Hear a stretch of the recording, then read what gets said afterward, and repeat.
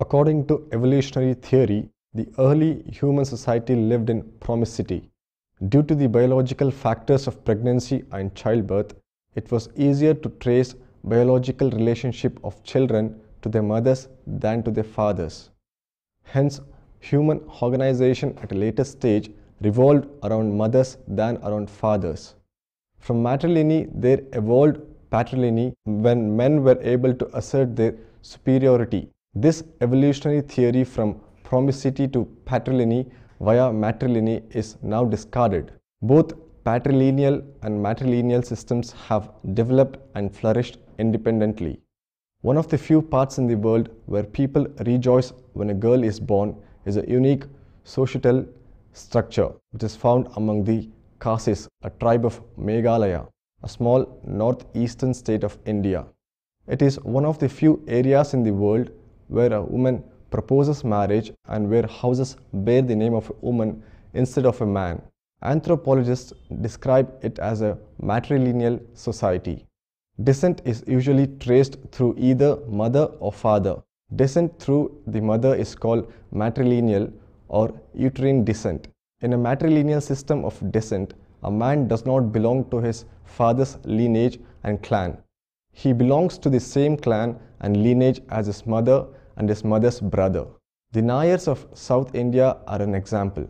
Some people, however, have systems of double descent, that is, both matrilineal and patrilineal groups are recognized, but for different purposes. For example, among the Ethod, inheritance of immovable property is regulated through patrilineal descent and that of movable property through matrilineal descent. Characteristics of matrilineal system. Early evolutionists have attempted to demonstrate that most societies in this universe have eventually evolved from matriarchy to the present form. Today, assumptions of universal male dominance rather than universal female dominance holds the stage. Analysis of the matrilineal system operating in a variety of cultural and ecological settings and their comparison with kinship systems based on different principles of descent, inheritance and succession have contributed to a clearer understanding of certain distinctive type of social structure. Most of the anthropologists do not believe in the existence of any true matriarchy.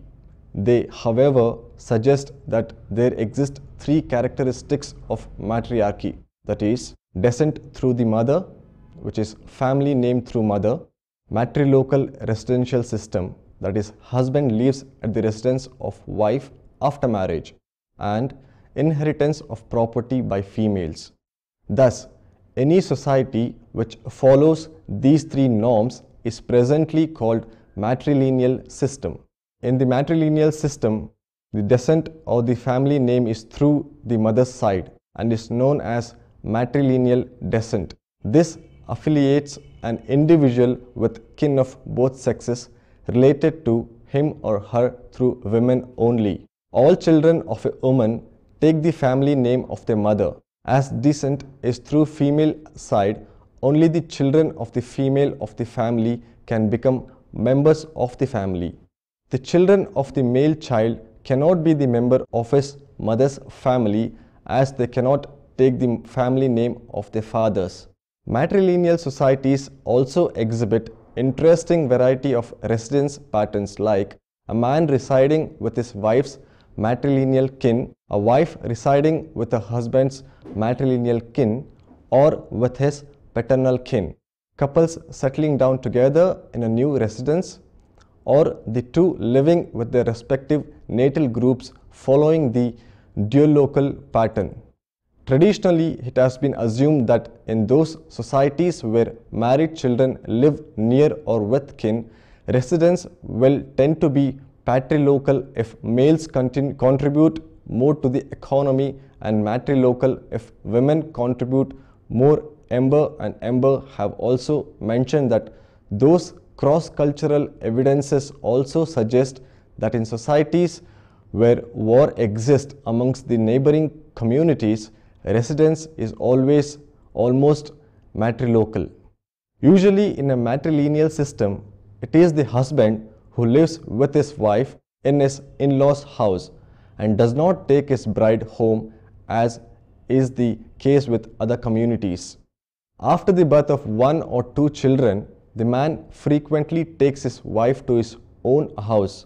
Generally, at this point of time, they form a neo-local family. However, an interesting feature of neo-local family setup is that the mother of the bride mostly gifts the house in which the couple usually settles down. Property is transmitted through the female and is held by the females alone. Whatever a male member of the family earns belongs to the family to which he belongs, and either goes to his mother or is inherited by sister and her female descendants. Matrilineal communities in India are confined to southwestern and northeastern regions only.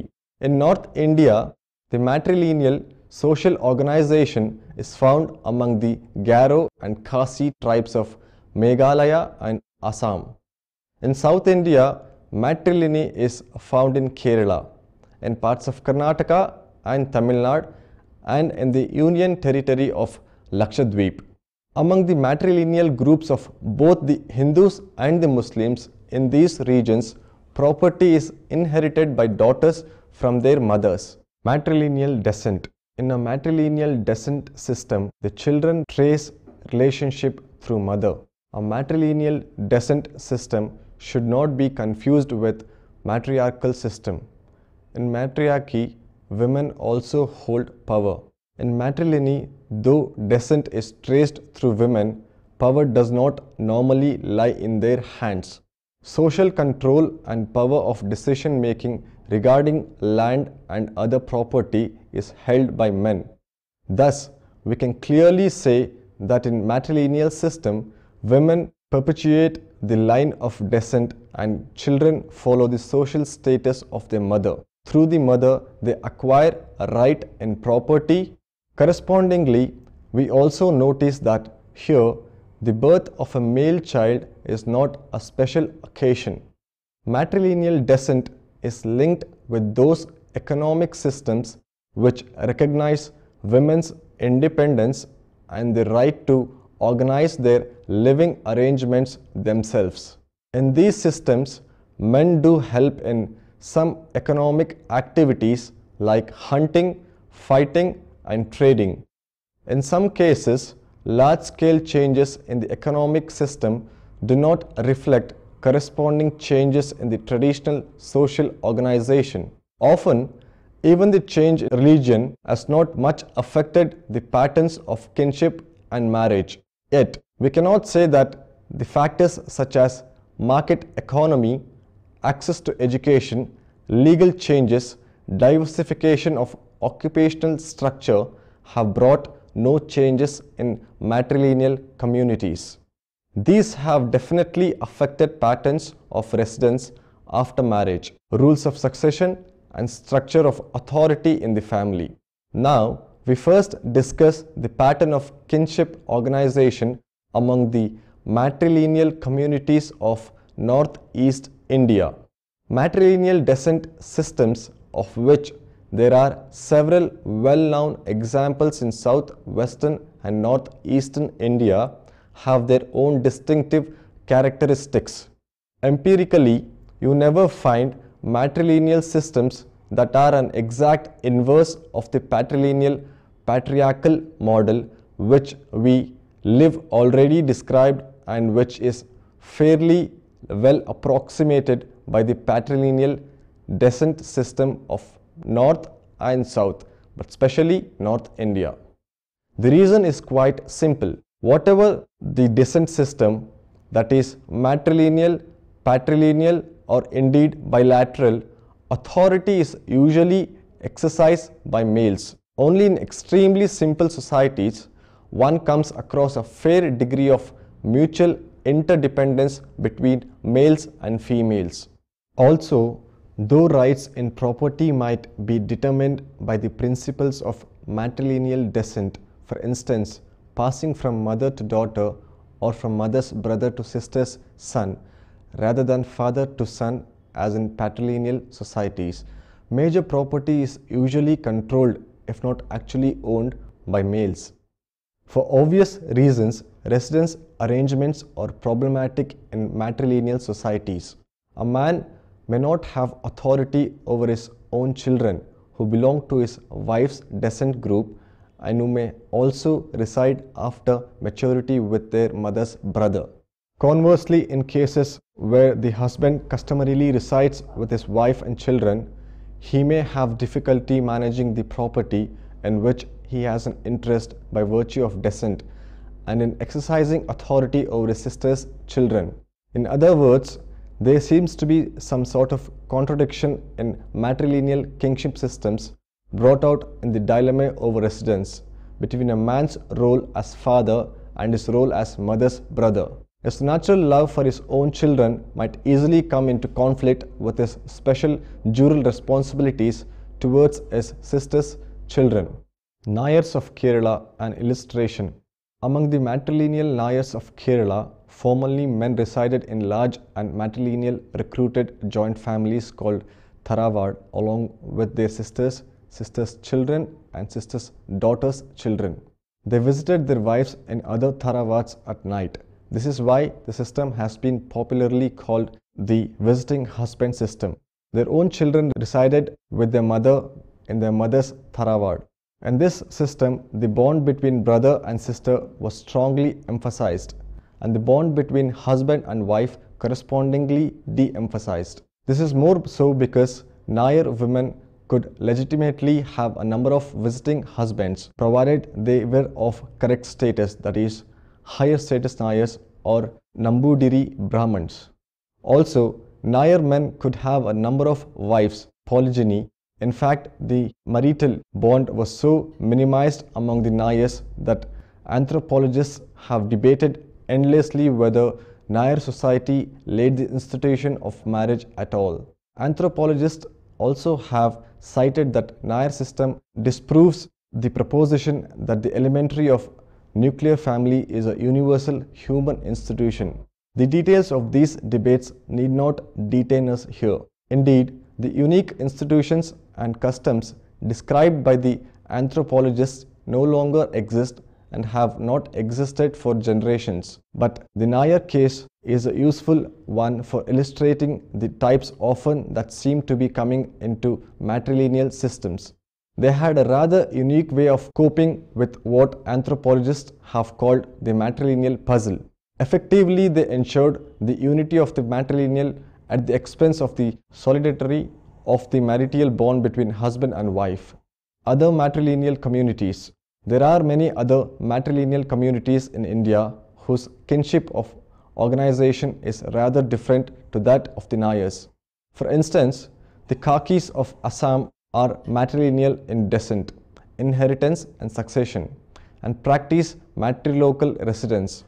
The youngest daughter is the heiress and lives in a mother's house alone with a husband and her children. The older daughter, however, may move out of the matrilineal household on marriage and make new nuclear families. Their husbands have greater independent authority than does the husband of the youngest daughter still residing matrilocally. The Garo, also of Assam, have yet another arrangement. Marriage is matrilocal for the husband of the daughter, who becomes the head of the household and its manager. A rule of preferential cross-cousin marriage ensures that a man is succeeded in this position by sister's son in an ongoing alliance relationship between the two linked lineages. Earlier, anthropologists working within an evolutionary framework had maintained that the matrilineal descent systems are the surviving traces of an earlier matriarchal or mother right stage in the development of human kinship organization, and that these would automatically give way to patriarchal and then bilateral models. There is no conclusive evidence that this has happened or is currently happening. At least in the Nayar case, it appears that the decline of Nayar Tharavad over the last century has given rise to a wide variety of residential patterns in the area, and it has become exactly like the patrilineal groups in their neighborhood. Sociologists and anthropologists continue to find matrilineal descent groups of special interest, not only because of the ramifications of the matrilineal puzzle referred to above, but also because issues concerning the status of women or gender relations have come very much to the fore in recent years. It may be, as we have stated, that males have authority and exercise control over property in both matrilineal and patrilineal societies, but most scholars working on matrilineal societies and the members of these societies themselves feel that there is nonetheless a qualitative difference in the status of women in matrilineal as against patrilineal societies. Matrilineal groups in Northeast India. The matrilineal is represented in the Northeast mainly by the Garo and the Khasi in the states of Meghalaya and Assam. We will now discuss in brief the broad features of the kinship organization in each of these two groups. The Garo tribals, who are found mainly in the state of Meghalaya, a matrilineage is represented by the households of daughters. These households come out of the original household consisting of a woman, her daughter, and a son-in-law, which is continued by retaining one daughter within its fold. The husband, Nokma, of this daughter inherits the rights of duties of the head and manager of the household, while the daughter inherits the property. Unmarried daughters and sons live with a mother, while married daughters, except the one living in the original household, set up households near their mother's house. The married sons leave their mother's house to join their wives. Matrilineage is understood by the term makonj, which refers to an extended group of kin living in a locality. In the matter of tracing descent and passing on property, mother is the pivot around the Garo society revolves, but decision-making regarding land and other property and management of the affairs of the household have with men. As authority is exercised within the framework of a lineage, some men of the lineage have to remain in the village within its fold, while others may go and live in the families of their spouses. Thus, a Garo village generally includes some women of the core lineage or lineages together with their husbands and offspring. In addition, it has also some men who belong to these core lineage or lineages. In this way, we can clearly see that a cooperating group in the Garo village comprises a unilineally related core. So kinship relationships begin with those in the immediate family and extend to the cooperating group and lineage. Further, they extend to the village and village cluster. The Garo are divided into two prairties. A prairty is a kinship unit of the tribe. The two kinship units among the Garo are named the Marak and the Sangma respectively. There are no intermarriages between the two prairties. The dual social organization of the Garo gives them the ever-widening circles of kin relatives within each prairty. Kinship groups are involved in the process of settling disputes. Mostly members of a matrilineal defined kindred take action in these matters. The institutionalized role of the headman is the basis of the organization of local village group. After marriage, the pattern of residence is matrilocal. This means that after marriage, the son-in-law lives in his wife's parents' house. He becomes the nokrom of his father-in-law. After the death of father-in-law, a nokrom marries his wife's mother and becomes the husband of both the mother and the daughter. A man's marriage with his mother-in-law is only an economic arrangement to enable the son-in-law to succeed his father-in-law as the head of the nok. The Garo have the custom of avoidance between a mother-in-law and a son-in-law during her husband's lifetime.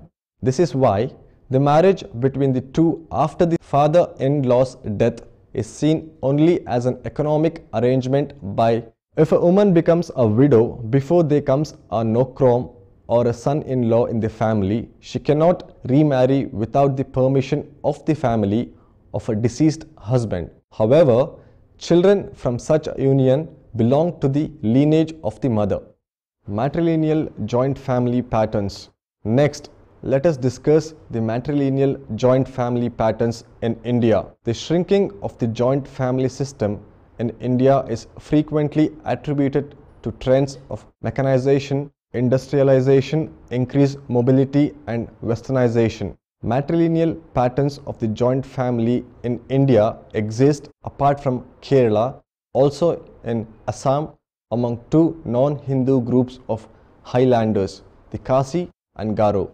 Most recent studies of kinship systems and behavioral patterns in this group of matrilineal middle classes in Kerala have shown that the stress on the joint family is strong. The managing mother's brother is open to criticism on the ground of partiality towards his wife and her children, to the disadvantage of his sisters, nieces and nephews. It is necessary for a normal man in a matrilineal society who has a wife and children as well as sisters with children to be loyal to both these different groups of relatives and to avoid partiality and negligence towards either of the two. This situation demands self-restraint and a goodly portion of selflessness as well. This explains the greater vulnerability of matrilineal as compared to patriarchal family systems. There are, however, also certain positive elements in this system which may counterbalance its fragility. Matriarchal society in Kerala refers to a particular form of society where women play a leading role, especially the mothers. Matriarchal society in Kerala is said to have emerged during the period of crisis when the second Chera dynasty went down in the conflict with the Cholas around 985. Before that, there is also no evidence of matriarchy during this phase. Marumakkatayam centered on the Tharwad, the Nair family unit which consisted of all the descendants of a common ancestress in the female line. A man's children had no rights within this Tharwad since they belonged to the wife's family. The family property was administered by the eldest male member of the Tharwad, who was called the Karnavan. He had absolute powers of decision so far as management of the estate was concerned, but he could alienate no portion of the family property without the unanimous consent of the junior members. The system was ideally suited for a warrior people. The junior male members of the Tharwad were provided for, and since the land was farmed by the members of low castes, they had nothing to do with but to fight or prepare for fighting. From early youth, they trained in the collieries. The younger generations inherit property only through their mother's side. The Nair women had a considerable say in the affairs and enjoyed a freedom and security shared by very few women in India. Because of the Tharwad system, the Nairs did not suffer from two of the great scourges of ordinary Indian marriages: the financially crippling dowry system and the socially inducted tragedy of widowhood. The very structure of the matrilineal joint family made it difficult for the younger Nairs to occupy themselves meaningfully once their military trade had gone. With the approval of a majority of Nair community, that the traditional systems of inheritance were changed by a series of statutes whose consequences were probably more revolutionary than those of any other legislation enacted in Kerala. The first was the Nair Regulation of Travancore, passed as early as 1912, which allowed a man to leave half his personal estate to his sons. In the year 1925 came a further Nair regulation, much more radical in its conception, which allowed the actual partition of any Tharwad in equal shares to all members, provided a majority voted in favor. Similar regulations in Malabar in the year 1933 and Kochi in the year 1937 followed the patterns of Travancore legislation. When the matrilineal system broke up as the result of impact of modernization as well as social reform movements, the structure of rural life collapsed in Kerala. The families which provided rural leadership were split into small units, and the division of landed estates practically destroyed the land of aristocracy. However, the most significant effect of the matrilineal system is that it has left Malayali women with an influence and independence of outlook which one will not find anywhere else in India. It had provided women a suitable position within her own family. It has prevented widowhood from becoming the sordid tragedy which it was, and to a great extent still is, in the Indian Hindu societies.